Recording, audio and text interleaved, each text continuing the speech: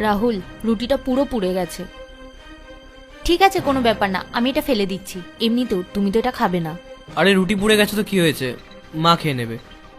মা কেন খাবে এই পোড়া রুটি? চিন্তা করো না, মা কিছু মনে করবে না।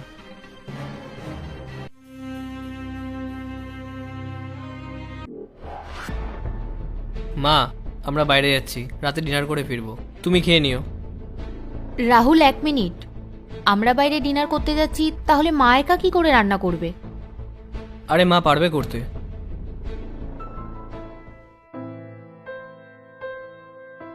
চলো।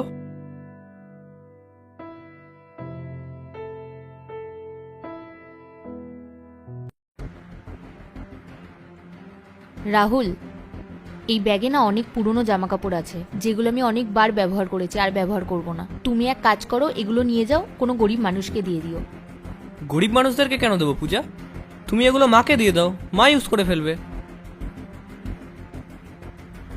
রাহুল, তুমি এসব কি বলছো? আমার পুরনো জামা কাপড় মা কেন ব্যবহার করবে? কারণ মা সব বুঝতে পারে, মা খুব ভালো করে জানে যে কোনো জিনিস ওয়েস্ট করতে নেই। মা, এই পুরনো কাপড়গুলো তুমি নিয়ে যাও, তোমার কাজে লাগবে। বাবু, আমি সব নিয়ে নিচ্ছি।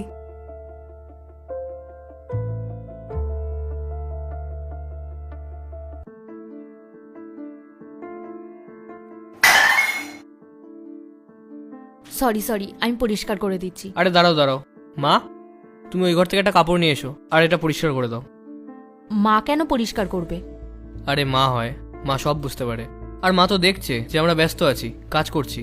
আর তাছাড়া মা তো ওখানে বসেই আছে, মা পরিষ্কার করে দেবে। কোনো প্রবলেম আছে নাকি? মা, তোমার কোনো প্রবলেম আছে? না না। যাও তাহলে। দাঁড়ান মা, আপনাকে কোথাও যেতে হবে না।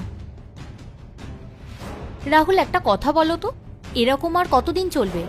আমি দেখেছি, যখনই কিছু হয় তুমি একটা কথাই বলো, মা আছে, সব বুঝতে পারবে। আর কতদিন তোমার মা বুঝবে রাহুল? তোমার ছোটবেলা থেকে আজ পর্যন্ত তোমার মা তোমাকে বুঝেই যাচ্ছে, তোমার জন্য এত কিছু করেছে। কিন্তু না, তুমি চাও তোমার মা এখনো তোমাকে বুঝুক। যাই হোক না কেন, তুমি একটা কথাই বলো, মা আছে, সব সামলে নেবে। কেন সামলাবে মা? তোমারও তো উচিত মাকে একটু বোঝা। তুমি কখনো এটা ভেবেছো ছোটবেলা থেকে আজ পর্যন্ত তোমার মা তোমার জন্য কত কিছু স্যাক্রিফাইস করেছে? ছোটবেলায় না, উনি তোমাকে কখনো খালি পেটেই ঘুমাতে দেয়নি।